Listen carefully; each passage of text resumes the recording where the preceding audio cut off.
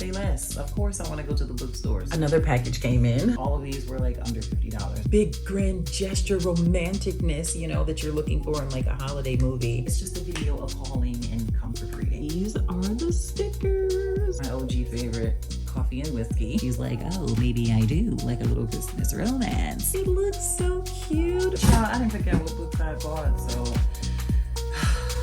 bear with me.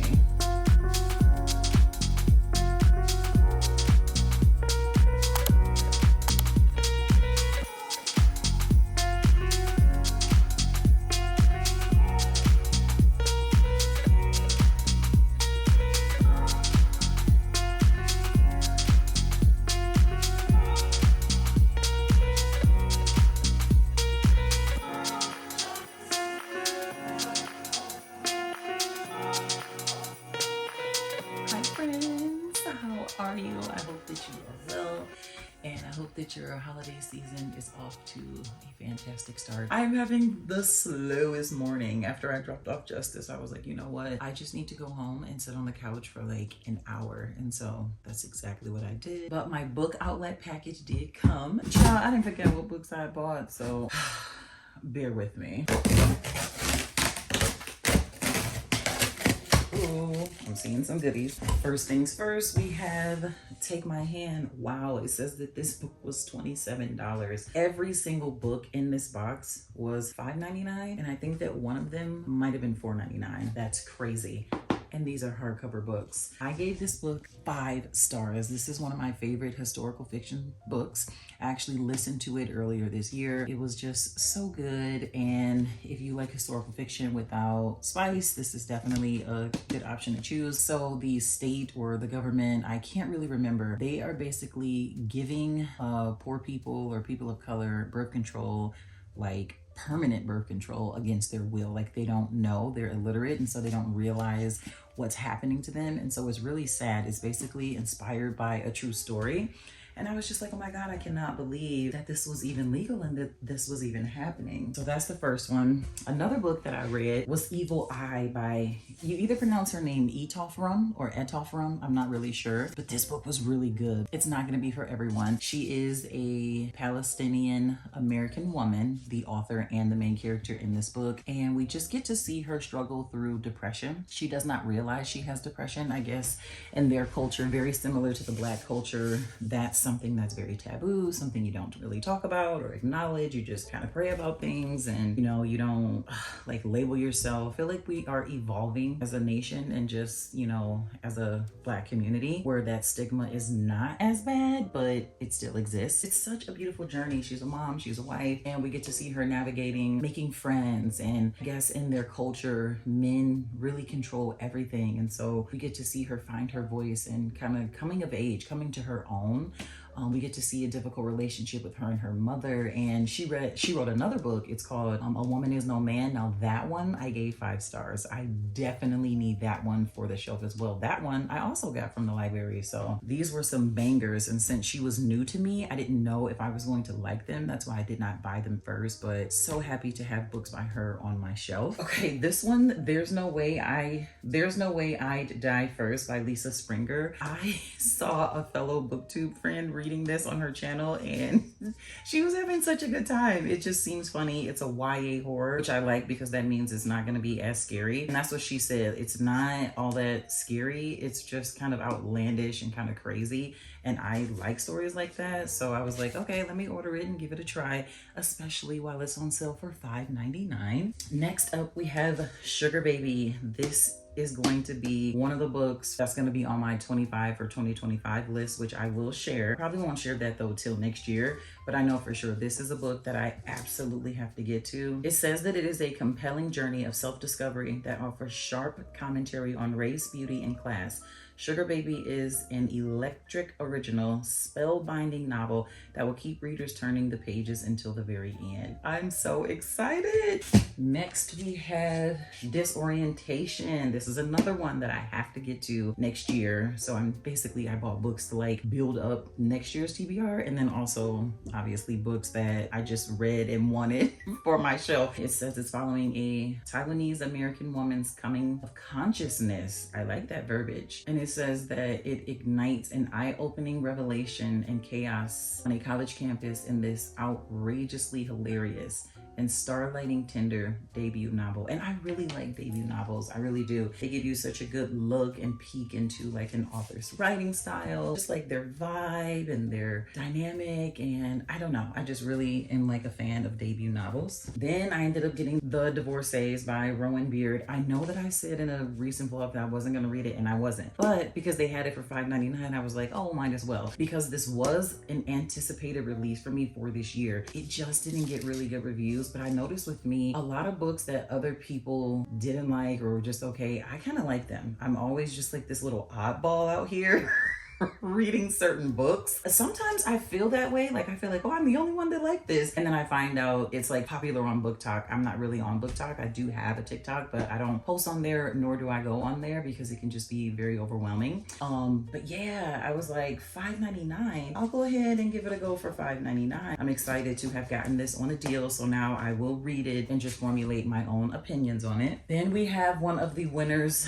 One of the books that was nominated for the Goodreads Best Fiction of the Year, which is Swan Song. I actually even seen Ellen Hildebrand doing an interview talking about this book and this being her last one. She wants to just, I guess, live her life, do other things. She's written a lot of books. A lot of people love her books. I've always felt like her writing might not be my jam. I do not think I'm the target audience for this book. I was like, well, you know what? It's her last book. I've never tried this author. It was nominated for the Best of the Year. Let me give it a go while again, it's $5.99. Next we have I Feed Her to the Beast and the Beast is Me. First of all, this title is crazy. It's by Jameson Shea, I think that's how you say it. And I don't even know what this one was about. I do think this is also YA horror. I remember a friend and I were at Barnes, and one of the people that worked there, they said that this was a really, really good book. And I just wasn't ready to tackle like a horror at that time.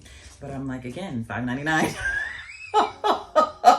I was like, why not? Let's tackle it. Let's see, especially since now I have read a James Patterson since then, and I enjoyed it. That one almost was too much for me. But then Stephen King, his book was also classified as horror. For some reason, it was fine. I was able to tolerate it absolutely fine. But because this is YA, I'm hoping it's not nearly as scary or graphic. And so I'm gonna go ahead and give that a try in the new year. And last but not least, we have All the Dangerous Things. This is by Stacey Wellingham. Maybe I tried a book and it was just okay. And I think another fellow booktuber said this was her favorite by this author, and this was on my TBR last year, and it got really meh reviews. So I was like, well, no need to rush into something that's just meh, right? But she said she liked it, and her and I have very similar reading tastes, so I was like, well, it's on sale, let's give it a go. So we have 9 books here, and I can guarantee all of these were like under $50 or something like that. That's crazy, right? Like there was no way I could control myself. There were even more books that I wanted to buy, but I was like, Joyce, yeah, this is good enough, and we'll just check back again. I'm pretty sure they'll probably have something, around Christmas time or something like that. But before we move on, let's just get all these hauls out the way. It's just a video of hauling and comfort reading. I want to share with you guys the candles that I got for the Candle Day sale. So cool. This one my sister actually got. It's called Emily in Paris, and hopefully you can see that. Yes, it's called Emily in Paris. It has notes of French tulips, apple blossoms, sparkling pink champagne, sandalwood, and musk. And it smells like all of that. You can smell the apple, you can smell the sandalwood. It's giving floral, it's giving sweet, and I just love this packaging. I have not watched the show, however, I started it months ago and I only made it like 2 episodes in. So let me know if it's a good show and if I should watch it. My OG favorite, Coffee and Whiskey. Very strong, not for everyone, very masculine, has notes of bold Irish whiskey, a splash of vanilla, and a hint of coffee. And you can smell all of that. Thank God for the vanilla because it kind of calms it down. But yes, love Coffee and Whiskey. I might actually take one of these 2 back and get the autumn candle. I really, really like that candle, but I didn't even go. I had my sister go and I sent her the money, and then I had Tristan go and get this one for me and I sent her the money. So maybe I'll exchange one for the autumn candle, but this one is so good. I discovered this one last year. It's To All a Good Night Love, love, love that packaging, right? My kitchen is basically navy blue, white, and gold. And so this always looks so pretty in my kitchen this time of year, and it's very subtle. It has notes of cool winter breeze, sweet lavender, and it says, what is notes nestled in a cozy blanket? Come on, Bath and Body. The dramatics. And last but not least, we have sweater weather. Sweater weather? Sweater weather. Oh my gosh. So yes, again, the packaging, it's blue and it's gold. This is gonna be very nice in the kitchen. It has notes of sage, eucalyptus, fresh woods, and juniper berry. And oh, this is the one, okay? This is really good. I like this one a lot more than this. So if I take one back, it would be this one, but I'm probably just gonna keep them all. Let me know if you shop the sale and if you have a favorite scent. Other than that, my sister, she just called and she invited me to go to this bookstore. It's so nice. It's just really cozy. It's kind of bougie, and it's like in a bougie city here. So yeah, she's like, I have the day off. You wanna go to the bookstore? Baby, say less. Of course I wanna go to the bookstore.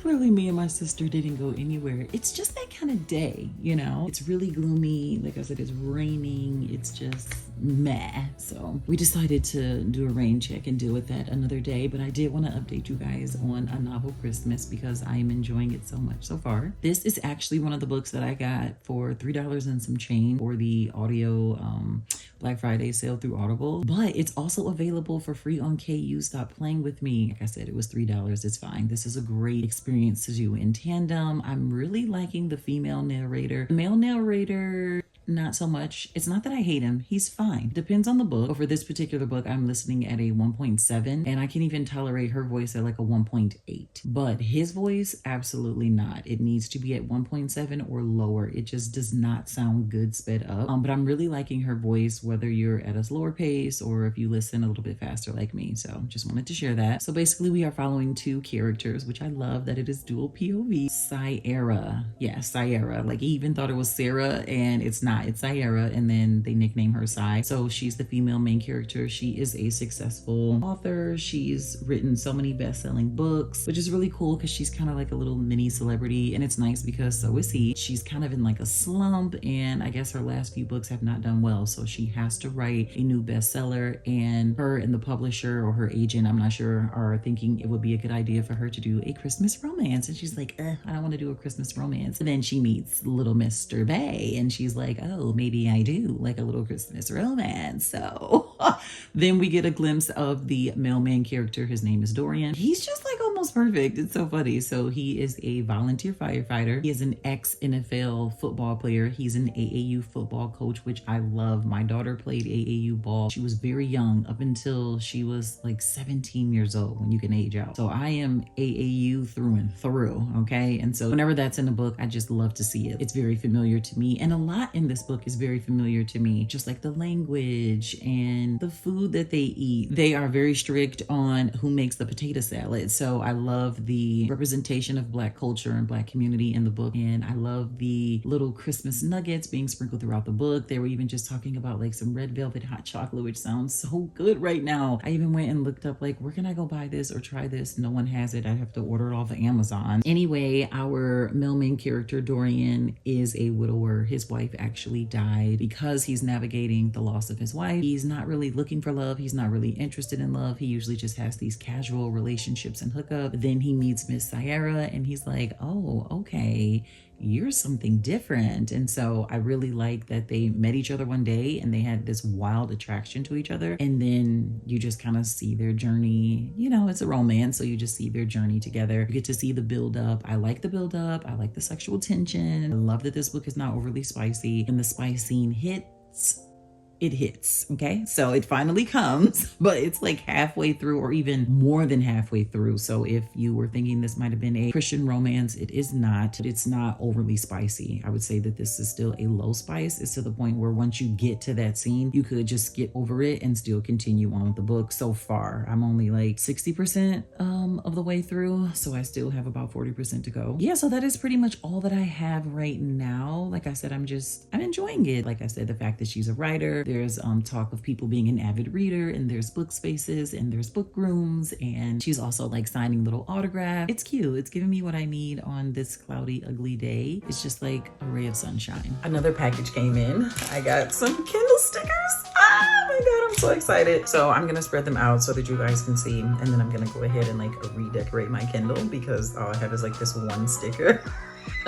Okay, so these are the stickers. Oh my God, they're so cool. I really, really like them. And I even like how some of them are seasonal, so I'll be able to like, you know, swap them out for the fall. They're giving cozy and fun. I just love them so much. Now the ones with the cats, I'll probably give away. I do like cats, but I don't have a cat, so I'll probably give those away, and any other ones that are just like not my vibe. So this is the only one that I had on there, and it says, "'Cause baby, it's you. You're the one I love. You're the one I need."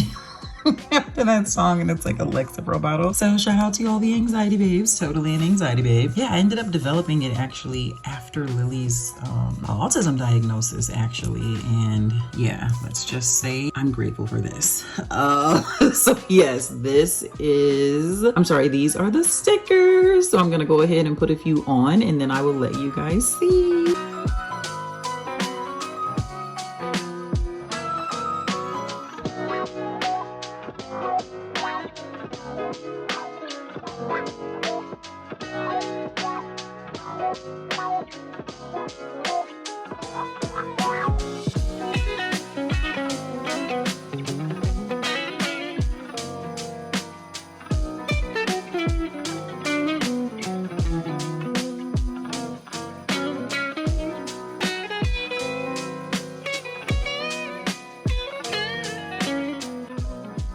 So cute. Oh my God, I love it so much. I hate these ads, right? I'm like, ugh, I should have went no ads, because now I don't have the option to just have the book cover here when I'm not reading. It's just ads, so that's kind of a bummer. I am gonna do like a full Kindle review once I've had it for some time, and just kind of see the things I like, the things I don't like, if I'm actually using it, etc., etc. But I do really enjoy reading on it. It just makes reading so convenient and fun, and I absolutely love it.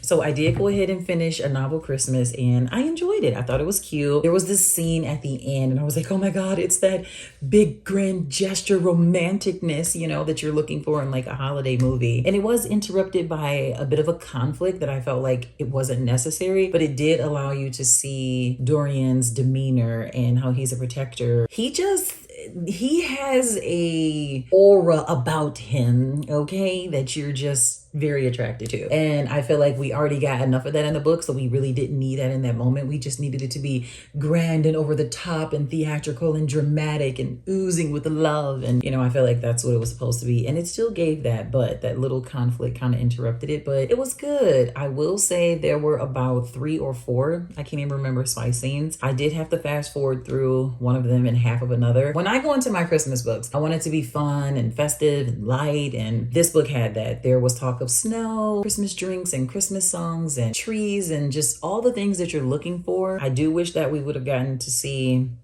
Sierra, the female main character, actually writing the book, because she's supposed to be writing a Christmas romance. And so there's like one small section where we get to see that, but I would have liked to see that just a little bit more, because as a book nerd, as someone who enjoys reading and writing in the process, I do enjoy seeing those type of snippets in books. We get a little bit of conflict between them that they have to overcome. And I feel like we still get way more plot than we did Spice. It's just her Spice scenes are very long. They're very long, and then they're detailed, which that's fine if that's your jam. But I just feel like if it's on and on and on, like I get it, you know, like what is this, erotica? And so it's just certain moments where I'm like, okay, we got it. It's occurring. It's a holiday book though. You know, I think that type of energy is just, to me, not for a holiday book, but maybe that's just my opinion, my style, my taste. But yeah, it was really cute. It gave me what I was looking for. It definitely gives you like Hallmark movie vibes. And I would definitely recommend if you're looking for like a little cheesy holiday romance with a little bit more, because like obviously they're navigating grief. So there's